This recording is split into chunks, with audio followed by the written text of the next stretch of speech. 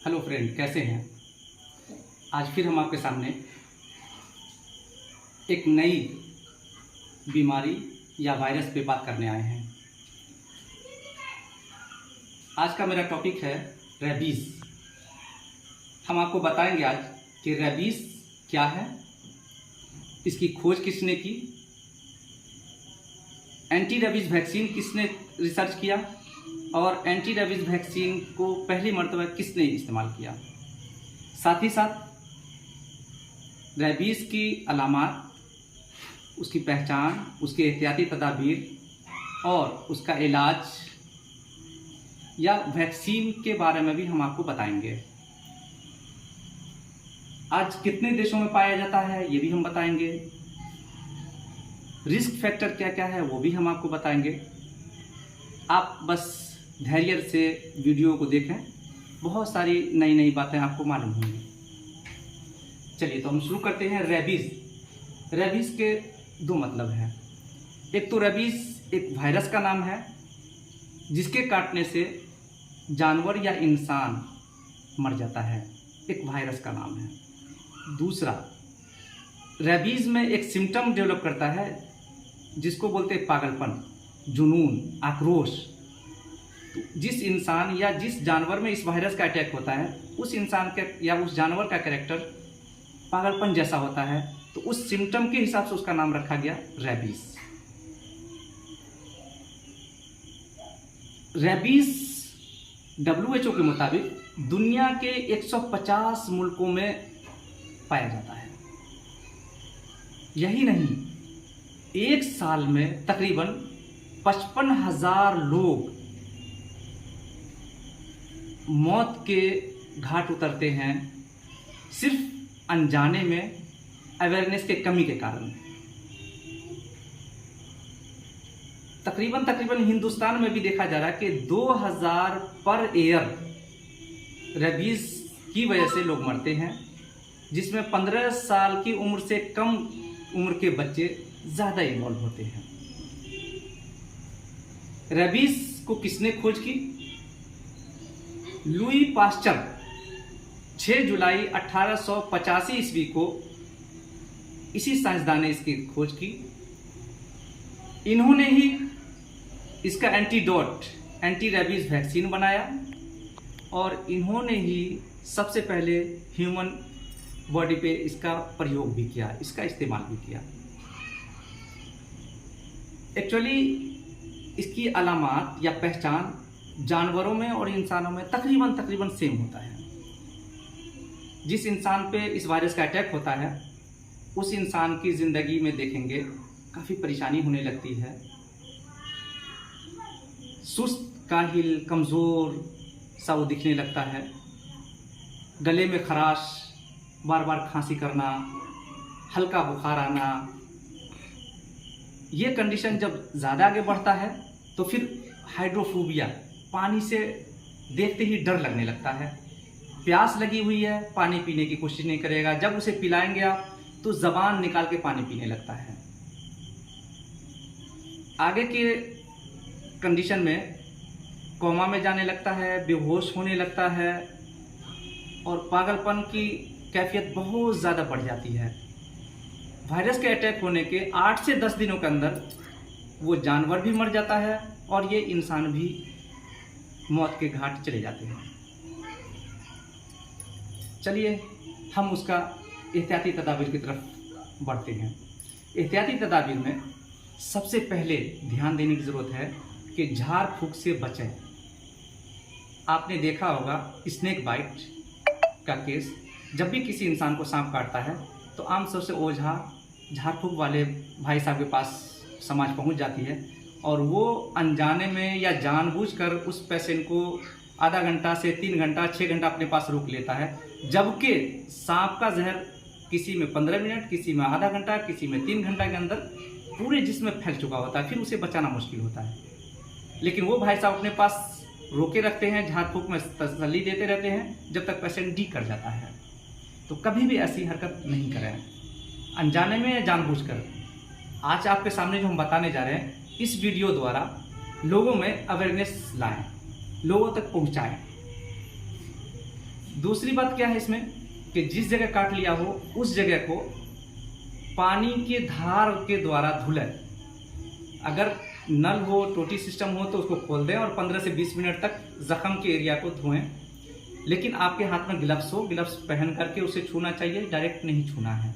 दूसरी शक्ल ये है कि अगर नल या टोटी नहीं है तो कोई बर्तन हो उससे दूर से पानी गिराएं उठा करके धार की शक्ल में, जो वहाँ का वायरस धुल जाए, बाहर निकल जाए। अगर ज़्यादा हिस्से में काट लिया है, गहराई तक काट लिया है, जिस्म के कई हिस्सों में जख्म कर डाला है, या गला, चेहरा, सिर के हिस्सों में काट लिया है, तो ये जानलेवा होता है। ऐसी शक्ल में और ज़्यादा एहतियात की ज़रूरत है और ज़्यादा सतर्क रहने की ज़रूरत है। ऐसी शक्ल में अगर टाँके की भी ज़रूरत है तो 24 से 48 घंटे तक बिल्कुल टाँके नहीं लगाएं। किसी अच्छे डॉक्टर या किसी अच्छे हॉस्पिटल पेशेंट को एडवाइस करें, वहाँ जाएंगे, वहाँ के डॉक्टर साहब देखेंगे, समझेंगे। आमतौर से 48 घंटे के बाद ही टाँका लगाया जाता है। जख्म पे पट्टी भी नहीं लगाना है, जख्म को बंद भी नहीं करना है, ओपन छोड़ देना है, खुला हुआ जख्म छोड़ दीजिए। नहीं तो वायरस को फैलने का ज़्यादा मौका मिलता है और वो एक जगह जमा होकर के तेज़ी से इंसान के जिस्म में फैलता है। इतना ये खतरनाक वायरस है कि ब्रेन में जाकर के सबसे पहले ब्रेन स्टेम, दूसरा दिमाग का थैलमस और तीसरा स्पाइनल कॉर्ड, इन तीनों पे अटैक करता है। और इन तीनों की वजह से इंसान मफलूज हो जाता है, पैरालाइज हो जाता है, कुछ कर नहीं पाता है और कुछ सोच भी नहीं पाता है और जल्दी ही उसकी मौत हो जाती है। इसलिए थोड़ी एहतियात की ज़रूरत है। इसका इलाज, चूंकि ये ब्रेन पे असर करता है और एक वायरस है जो खतरनाक वायरस है, ये 1900 कबले मसीह में भी पाया जा रहा था और आज भी चैलेंज की शक्ल में हमारे सामने मौजूद है। इस वायरस का कोई दवा इस हद तक अभी उपलब्ध नहीं हो पा रही है जिससे इस वायरस को हम दवा के द्वारा ख़त्म कर सकें। हाँ, एक वैक्सीन सिस्टम है। वैक्सीन का मतलब है प्रिवेंशन के तौर पे, बचाव के तौर पे हम किसी भी इंसान में या जानवर में उस वैक्सीन को इंजेक्ट कर देते हैं, जिससे उस इंसान या उस जानवर के जिस्म में कुव्वत मुदाफ़ियत, इम्यूनिटी पावर इतना डेवलप कर जाता है कि अब अगर रेबीज वायरस उसके जिस्म में अटैक करता है तो उसका असर नहीं हो पाता है। तो इसलिए वैक्सीन ही एकमात्र इसका इलाज है। वैक्सीन 2 टाइप की होती है। पहला वैक्सीन एंटी रेबीज वैक्सीन बोलते हैं, ARV हम लोग बोलते हैं, जो आमतौर से कहीं भी जिस्म में काटा हो तो लगाया जा सकता है। इसका पावर जो बॉडी में इम्यूनिटी पावर की शक्ल में जो डेवलप करता है वो 7 दिन से 14 दिन लग जाता है। अगर सीरियस हालत है, ज़्यादा गहराई तक काट रखा है, बहुत सारी जगहों पे काट रखा है, चेहरे, गले और सर में काट रखा है, तो ऐसी शक्ल में इस इंजेक्शन के साथ साथ एक एंटी रेबीज सीरम का इस्तेमाल हम लोग करते हैं, जो लोकल में उसको इंजेक्ट किया जाता है और वो इंसान पैसिव, ये इंजेक्शन की वजह से उसके अंदर वायरस जल्दी डेवलप नहीं कर पाता है। इस वजह कर पहले एंटी रेबीज सीरम का इस्तेमाल करते हैं, उसके साथ साथ हम जो है एंटी रेबीज वैक्सीन का इस्तेमाल करते हैं। चलिए इसके डोज की तरफ हम चलते हैं। डोज से पहले एक और हम बताना चाहेंगे कि वैक्सीन 2 टाइप की होती है। एक होता है rabies human diploid cell vaccine, दूसरा होता है वीरो सेल रेबीज वैक्सीन। ये 2 टाइप के वैक्सीन होते हैं, लेकिन इन दोनों का नाम आमतौर से हम लोग की ज़बान में एंटी रेबीज वैक्सीन कहा जाता है। जो भी कंपनियां दवाएं बनाती हैं, वैक्सीन बनाती हैं, उसको इस्तेमाल के लिए 2 तरीका रखा गया है। वो कभी IM इंट्रामस्कुलर पर इस्तेमाल के लिए एडवाइस करती हैं कंपनियां, और कभी जो है उस इंजेक्शन के लिए इंट्राडर्मल स्किन के नीचे इंजेक्ट करने का तरीका करती है। लेकिन दोनों ही इफेक्टिव है, दोनों ही अच्छी हैं। इसके डोज में एक चीज़ का ध्यान रखना है कि 0.1 ml से लेकर 0.5 ml तक 2 तरीका है। एक 0.1 ml है, एक 0.5 ml है। वो सिचुएशन के हिसाब से हम उसका इस्तेमाल करते हैं। शेड्यूल इसका अलग अलग है। 2 साल से कम उम्र के बच्चों को हम उसके थाई पे इंजेक्शन लगाते हैं, जिसका हम आपको पिक्चर दिखाते हैं। जो मिड थाई पे बाहरी हिस्से में इंजेक्शन दिया जाता है। एक दूसरा तरीका है इंट्रामस्कुलर का। इस इंट्रामस्कुलर में भी 0.1 ml या 0.5 ml इंजेक्ट किया जाता है। उसे भी हम तस्वीर की ज़बान में आपको बताते हैं।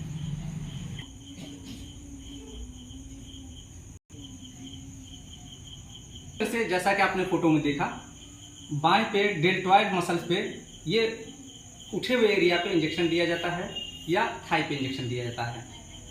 चलिए हम शेड्यूल की बात करते हैं कि इसका शेड्यूल क्या है। वैक्सीन आमतौर से 3 तरह से दिया जाता है।